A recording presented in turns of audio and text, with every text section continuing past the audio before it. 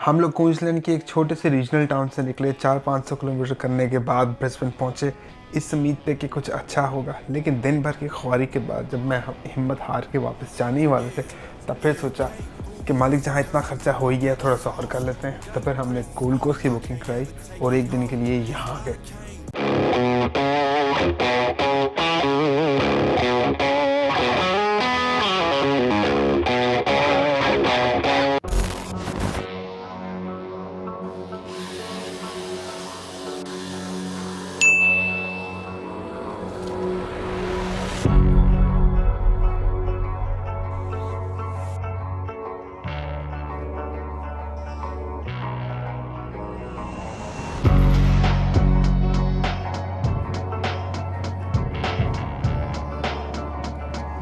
वो एक चीज़ होती है ना कि आप कहीं भी चल जाओ, लेकिन आपको सूरज से पहले ही उठना है। तो हमने यहाँ पर भी ये चीज़ बरकरार रखी है।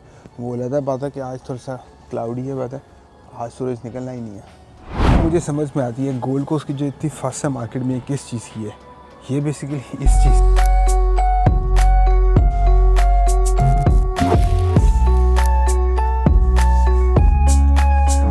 ऑस्ट्रेलिया में ये कि वर्क फ्रॉम होम शुरू हो चुका है, सिर्फ प्राइवेट लेवल पे नहीं, गवर्नमेंट लेवल पे भी। और यहाँ पे हाइब्रिड जो वर्क फॉर स्टाइल होता है, उस चीज़ को बड़ा प्रमोट कर रहे हैं लोग कि 2 दिन आप काम पे आओ और 3 डेज़ आप अपने घर से ही काम करो। और सम कंपनीज़ में तो आप आओ ही ना। मतलब मेरा जो पुराना लैंडलॉर्ड था वो 10 साल से वर्क फ्रॉम होम ही कर रहा है। वो कोविड से पहले का कर रहा है, वो गया ही नहीं। जिन लोगों को government work from home allow करती है या जिनकी कंपनीज उनको अलाउ करती हैं, वो लोग क्या करते हैं, वो इस तरह की एयरबीएनबीज़ पे आके रह जाते हैं और एक महीने के लिए, 6 महीनों के लिए बुक कर लेते हैं और फिर यहीं बैठे रहते हैं। देखा जाए तो ये किसी हद तक चीज़ अच्छी भी है। मतलब जिस जगह पे मैं हूँ अभी, ये वाटर फ्रंट तो यहाँ पर है, उसके अलावा यहाँ आपको दूर तक कोई गाड़ी की आवाज़ नहीं, कोई शोर नहीं। मतलब यहाँ पे वैसे भी ये चीज़ें होती नहीं, लेकिन स्टिल कोई शोर नहीं, कोई कुछ नहीं। नेचर के आप बहुत पास हो और पानी है, बोट है, वो फिशिंग रॉड लगा हुआ है, लोग फिशिंग करते हैं, अपनी ज़िंदगी जी रहे हैं। और उसके अलावा भी अगर आप इनफैक्ट गोल्ड कोस्ट भी अभी तक आता रीजनल में है, लेकिन अब इसके अंदर रीजनल वाली कोई बात नहीं रहेगी। ये ब्रिस्बेन से मुझे ज़्यादा डेवलप फील हो रहा है।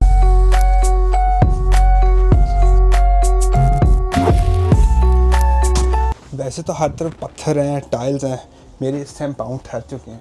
तो ये एक वुडन का इन्होंने प्लेटफॉर्म बनाया हुआ है। आई गेस इस तरह की बारिश हो रही हो तो आपने इन्जॉय करना हो तो ये उस चीज़ के लिए आई गेस।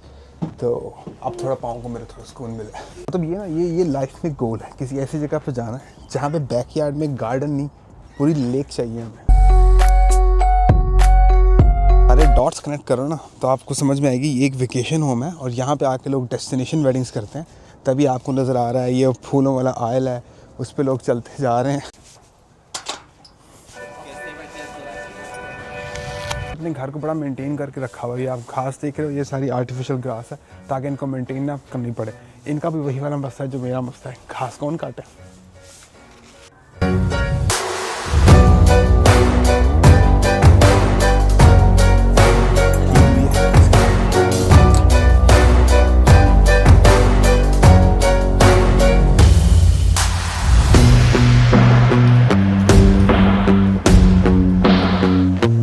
अभी मेरी इस घर के लैंडलॉर्ड से बात हो रही थी, उसने एक्चुअली में बताया कि इस घर की एक्चुअल वैल्यू है $3.5 मिलियन। $3.5 मिलियन। मुझे तो पता भी नहीं है रुपये में बनने किससे और उसमें ज़ीरो कितने आने हैं कोई। हम लोग एक्चुअली में चेकआउट टाइम था तकरीबन 10 बजे का और अभी 9 बज गए हैं।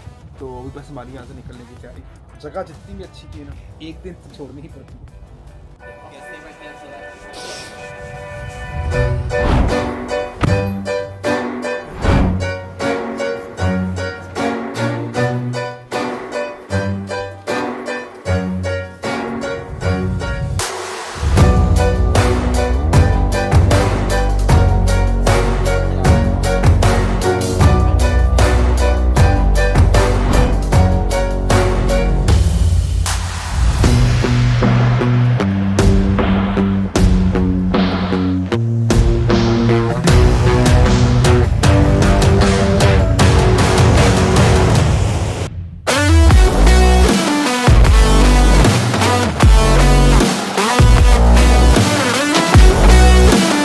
सुबह हेल्दी नाश्ते के बाद अब हम लोग अपनी अगली मंजिल की तरफ जा रहे हैं।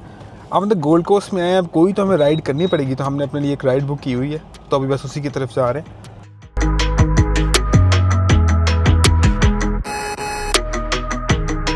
कि सारे मामले सीधे सीधे हो जाएं ऐसी किस्मत हम रखते ही नहीं। तो यहाँ भी आगे पता लगा हेलीकॉप्टर तब तक उड़ेगा ही नहीं जब तक 4 लोग नहीं पूरे होंगे।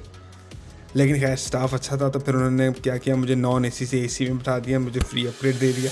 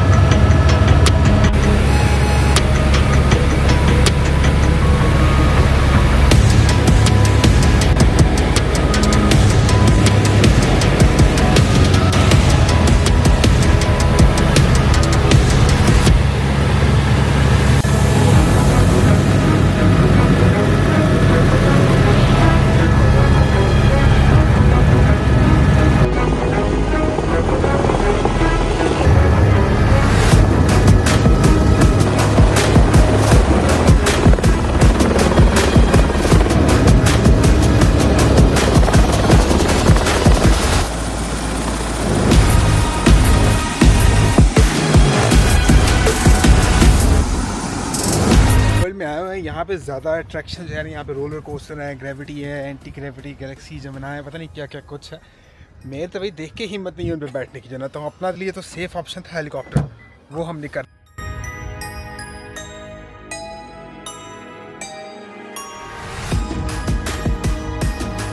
ऑस्ट्रेलिया ऐसा ही है, आप 10-15 मिनट इधर उधर निकलो पूरे हालात ही बदल जाते हैं। मतलब हमें 15 मिनट ड्राइव करके थोड़ा साइड पे आए हैं, गोल्ड कोस्ट की बीचेस ख़त्म, यहाँ पे पहाड़ आ गए, उल्टा हम किसी फॉरेस्ट में पहुँच चुके हैं। वैसे ये जगह है बड़ी खूबसूरत, नेचर के पास है, थोड़ी सी पीसफुल है। थोड़ा सा मुझे डर भी लग रहा है क्योंकि फॉरेस्ट है, और ऑस्ट्रेलिया की वाइल्ड लाइफ की मैंने जितनी कहानियाँ सुनी है ना, मुझे लग रहा है कि कोई ना कोई इंसिडेंट आज हो जाना है। हमने रेन फॉरेस्ट तो देख लिया है, लेकिन यहाँ पे कुछ लोग आ रहे थे, उनसे हमने पूछा है तो उन्होंने बोला जो फॉल है वो सिर्फ 300 मीटर्स रहेगी। हमने कहा इतना कर ही लिया है तो थोड़ा सा और कर लेते हैं, देखते हैं क्या है आगे फिर ना। से ज़्यादा दूर नहीं है मंजिल मेरी मंजिल करीब ही है।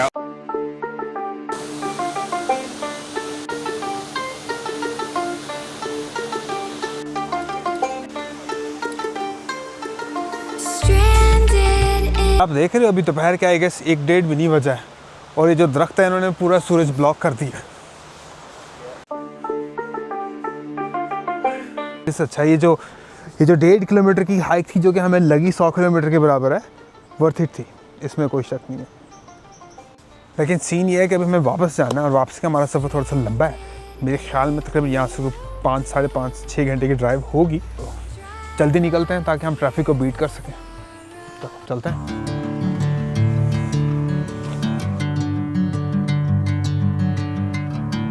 अभी यहाँ से वापस जाते हैं मुझे एग्जैक्टली वही फीलिंग आ रही है जो छोटे होते छुट्टियाँ ख़त्म होने के बाद स्कूल जाते हुए आती थी। फिर मैं सोचता हूँ ये जो 1100-1200 किलोमीटर का सफ़र किया, कहाँ से चले कहाँ को पहुँचे, और जो 2 दिन में पूरी ज़िंदगी जीने निकले थे। तो अब ये जो वापसी जाते हैं, जो थोड़े से टाइम के लिए जो बचपन वाली फीलिंग आ रही है, ये शायद इस एक मोमेंट के लिए था ये सब कुछ। तो अगली किसी वीडियो में बहुत ही जल्द मिलते हैं आपसे।